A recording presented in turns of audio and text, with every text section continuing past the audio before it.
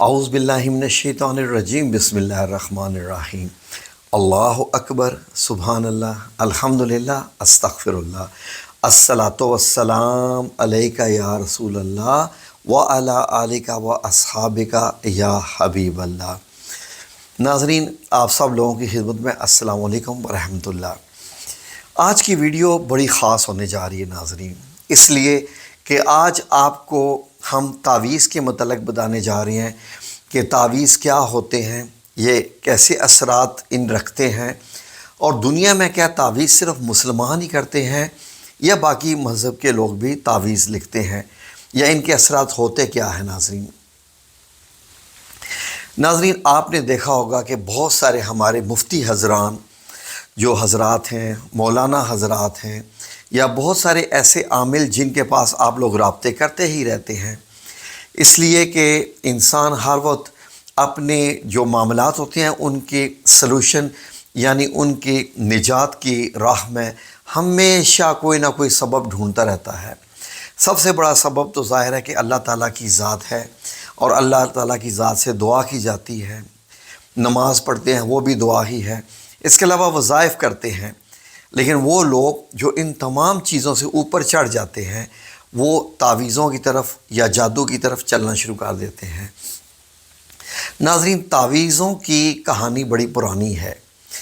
پاکستان میں آج بھی آپ جائیں تو بہت سارے مولانا حضرات جو ماشاءاللہ پورا دین کا علم رکھنے والے ہیں، وہ بھی ان تعویذوں پہ یقین رکھتے ہیں اور وہ تعویذ دیتے ہیں۔ اور تعویذ کیا ہوتے ہیں ناظرین؟ آپ کو میں اسکرین پہ مختلف قسم کے تعویذ دکھا رہا ہوں۔ یہ تعویذ لکھے ہوتے ہیں، بعض لوگ کہتے ہیں جی کہ ان کو آپ ایسے فولڈ کر کے گلے میں ڈال لیں، کئی دائیں بازو پہ باندھنے کو کہہ دیتے ہیں، کئی اس کو کسی جگہ رکھنے کے لیے کہہ دیتے ہیں۔ تو یہ تعویذ چلتے ہی رہتے ہیں۔ ان تعویذوں کے اوپر بعض دفعہ اللہ رب العزت کے زیادہ نام لکھے ہوتے ہیں، آیات لکھی ہوتی ہیں، نمبرز لکھے ہوتے ہیں، کچھ نمبر جو عددی نمبرز ہوتے ہیں۔ تو یہ اثرات کرتے ہیں یا کیسے کرتے ہیں، اسی پہ ہم بات کرنے جا رہے ہیں۔ ناظرین، دنیا کی تاریخ میں ایک ایسا تعویذ لکھا گیا رومن امپائر کے دور میں، ایک ایسا تعویذ لکھا گیا جو 2000 سال پہلے لکھا گیا، آج بھی اس کے ساتھ کا تعویذ کوئی نہیں بنا سکا۔ میں آپ کو یہ ہسٹری بتا رہا ہوں، میں آپ کو کوئی عمل نہیں بتا رہا۔ یہ ہسٹری ایسے ہے ناظرین کہ رومن امپائر جو تھے وہ ان چیزوں پہ بڑا یقین رکھتے تھے۔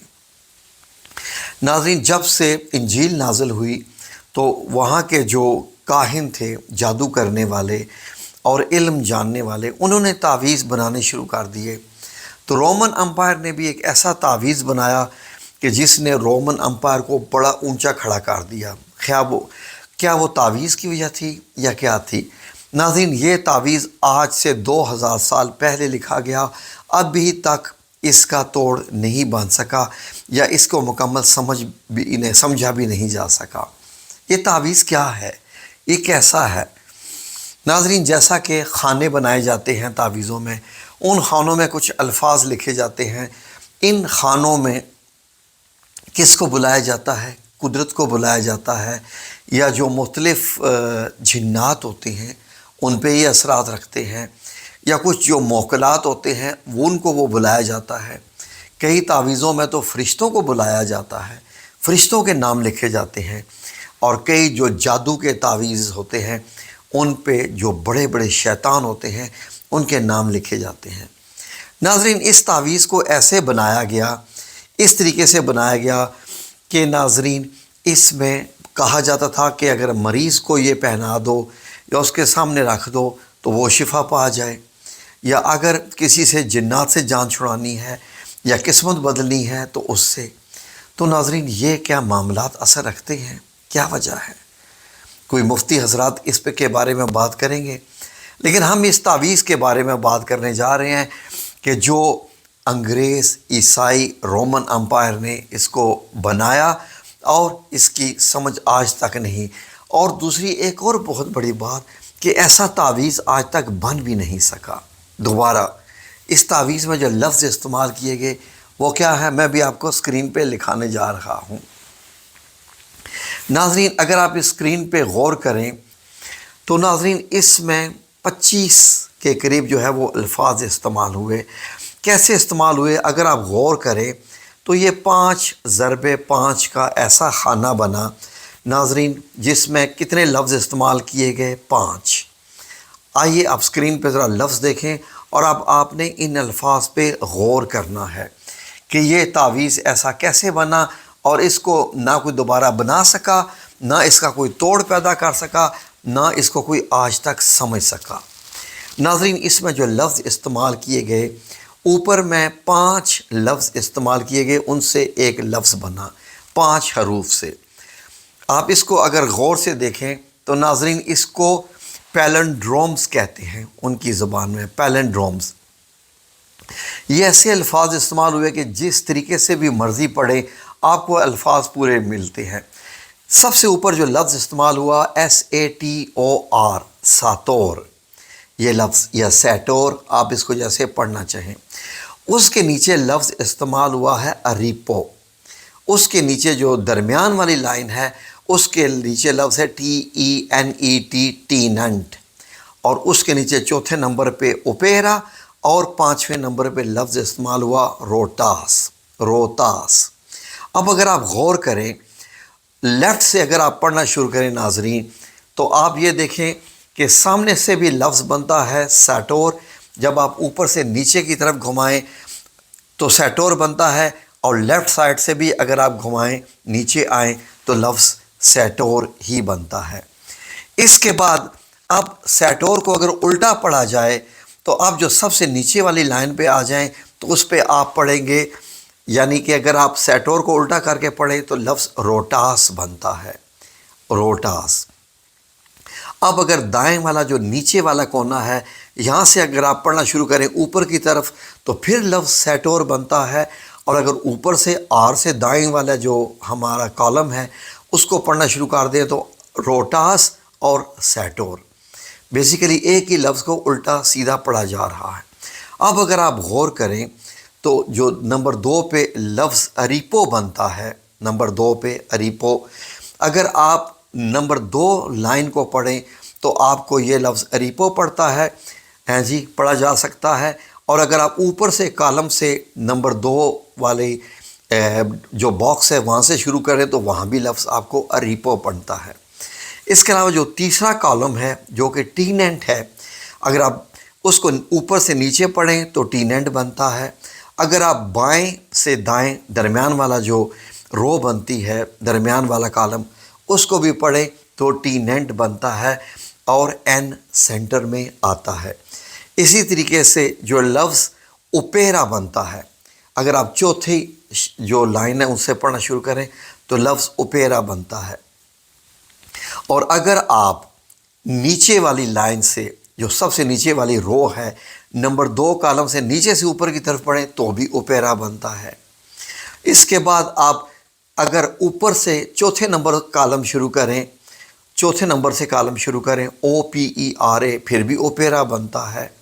اور اس طریقے سے اگر آپ جس طرف سے بھی مرضی پڑھیں، اب آ جائیں رو نمبر 2 پہ آ جائیں. رو نمبر 2 سے اگر آپ دیکھیں تو پھر بھی آپ اگر الٹا پڑھیں تو اوپیرا بنتا ہے، سیدھا پڑھیں تو اریپو بنتا ہے.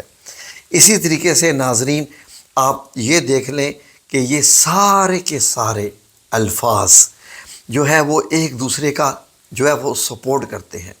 آئیں دیکھتے ہیں کہ لفظ سیٹور، اریپو، ٹیننٹ، اوپیرا، روتاس یہ ہے کیا ہے. یہ لفظ ان کی طاقت ایسے بنی کیسے ہے کہ جن لفظوں نے اس طریقے سے اتنا طاقتور کر دیا. تو ناظرین لوگ اس لفظ کو کبھی اپنی تجوری پہ لکھتے، کبھی اپنے گھر کی دیواروں پر لکھتے، کبھی کسی جگہ پر لکھتے، کبھی نقش بنا کے پہنتے، کبھی جیب میں رکھتے یہ لفظ.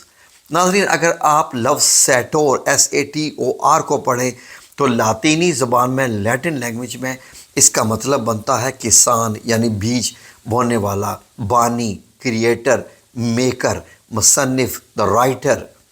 تو یہ بنتا ہے سیٹور. اب کون رائٹر ہے، کون لکھنے والا ہے، کون کیا ہے، آگے آ جائیے. آگے کا لفظ اور ہے ٹیننٹ، TENET. ٹیننٹ کا مطلب ہوتا ہے تھامنا، برقرار رکھنا، سمجھنا، قبضہ کرنا، غلبہ حاصل کرنا، غلبہ حاصل کرنا۔ تو اس کا مطلب بھی آ گیا، اوپر اب آ گیا کہ بیج بونے والا کسان یا بانی، کریٹر، اور آگے ہے تھامنے والا، برقرار رکھنے والا۔ اب اگر آپ غور کریں لفظ اوپیرا، اوپیرا کا مطلب ہوتا ہے احتیاط یا مدد یا خدمت یا کوشش یا کام یا کسی قسم کا عمل کرنا، لفظ اوپیرا۔ یہ جو لفظ اوپیرا ہے یہ آپ کو اکثر جو ہے وہ آپ کو ملتے ہیں، اکثر سنیماؤں کے نام بھی ہیں اور بھی آپ کو یہ نام ملتے ہیں یہ لفظ۔ اب آپ غور کریں جو لفظ آ جاتا ہے روٹاس، ROTAS، ناظرین اس کے بارے میں خیال کیا جاتا ہے کہ یہ پہیوں کے لیے استعمال ہوتا تھا، پہیوں کے لیے، گھومنے کے لیے، چلنے کے لیے، واک کرنے کے لیے لفظ روٹاس کو استعمال ہوتا ہے۔ تو اب ایک لفظ رہ گیا جس کے بارے میں آپ بھی سوچ رہے ہوں گے، وہ لفظ ہے ناظرین اوپیرا کا الٹ اریپو۔ اریپو کا مطلب کیا بنتا ہے ناظرین؟ اریپو پہ اگر آپ غور کریں تو آپ سمجھ پائیں گے کہ اریپو ہے سارا اس کا معمہ جو دنیا کی کسی زبان میں کوئی بھی لفظ نہیں ہے، اریپو۔ لیکن اگر ہم جو ہمارے پاس لفظ ملے ہیں، جو ہمارے پاس لفظ ہیں، اگر ہم ان کو استعمال کریں جیسے ساٹور، ٹیننٹ، اوپیرا اور روٹاس، تو ایک جملہ بنتا ہے، وہ یہ بنتا ہے کہ کسان مشکل سے اپنے پہیوں کو کنٹرول کرتا ہے۔ کیونکہ ابھی تک ریپو کا مطلب سمجھ نہیں آیا، لیکن اگر اس کو سپورٹ میں ایک جملے بنانے کی خاطر ایک لفظ کو لے ہی لیا جائے تو یہ تقریباً رہنمائی کرتا ہے پہیوں کو چلانے کے لیے، یعنی لیٹ سے کہ شاید کنٹرول کرنا یا چلانے کی خاطر یا رن کرنا۔ یہ ایسے الفاظ کہ رومن امپائر نے جب سے یہ الفاظ، یہ تعویذ بنایا، وہ کہاں سے کہاں پہنچ گئے، اس کی جغرافی صنعت کہاں پہنچ گئی۔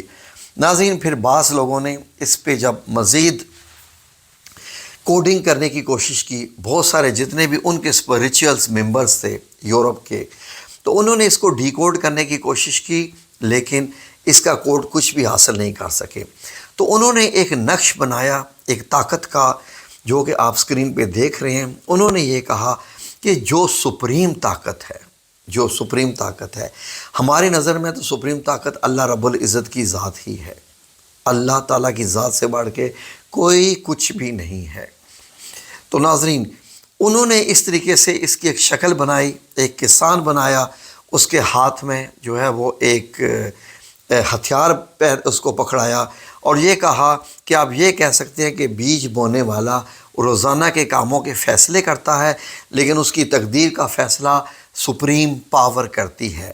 یعنی کسانوں کے اوپر بھی ایک سپریم پاور ہے جو اس کا فیصلہ کرتی ہے۔ یعنی انسان اپنے راستے چنتے ہیں، لیکن تقدیر کا فیصلہ سب سے بڑی سپریم پاور کے ہاتھ میں ہوتا ہے۔ تو ناظرین یہ ایک ایسا تعویذ جس نے آج تک دنیا کو ہلا کے رکھ دیا۔ اسی طریقے سے بہت سارے لوگ یورپ میں جب وہ اپنے آپ کو کامیاب کرنا چاہتے ہیں تو وہ اس تعویذ کا سہارا لیتے ہیں کہ یہ تعویذ ان کے لیے کامیابی کا باعث ہے۔ ناظرین یہ میں نے آپ کے لیے انفارمیشن کے طور پہ پیش کیا، نہ کہ اس لیے کہ آپ بھی اس عمل کو اپنائیں۔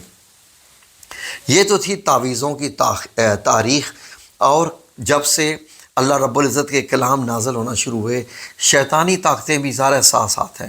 ناظرین کئی روایات میں آتا ہے کہ جتنے انسان پیدا ہوتے ہیں اتنے ہی شیطان پیدا ہوتے ہیں۔ ہر انسان کے ساتھ ایک شیطان یا ایک ایسا جناتی شیطان ہوتا ہے جو اس کو ہمیشہ ورغلانے میں لگا رہتا ہے۔ احادیث مبارک سے بھی اگر آپ دیکھیں تو آپ اس سے اندازہ لگا لیں گے۔ ایک اور ویڈیو میں آپ کو بتاؤں گا کہ کون سا شیطان کس کام کے لیے اپنا کام انجام دیتا ہے اور انسان کو پھسلانے میں اور اس کو جو ہے وہ راستے سے ہٹانے کے لیے کس طریقے سے کام کرتا ہے۔ بڑی انفارمیشن والی ویڈیو ہوگی یہ بھی ناظرین۔ تو یہ آپ کے لیے میں نے بس پیش کیا کہ غور کیجئے کہ تعویذ کیا ہوتے ہیں، کیا تعویذ پہننا چاہیے یا نہیں۔ ایک اور ویڈیو میں آپ کو ہم بتائیں گے، لیکن اگر نہیں پہننا چاہتے تو مولانا حضرات تعویذ کیوں دیتے ہیں؟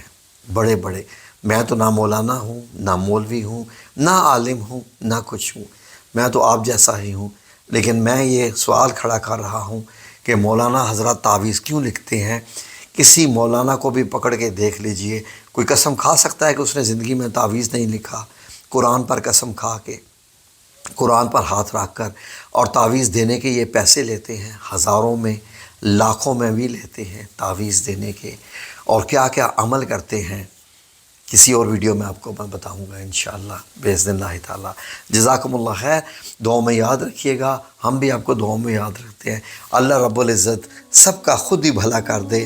اللہ رب العزت کی آیات ہمارے پاس ہیں، وہ سب سے بڑی ہمارے پاس سپریم پاور کی جو دی ہوئی ہمارے پاس ہتھیار ہیں، وہ اسی کے الفاظ ہیں۔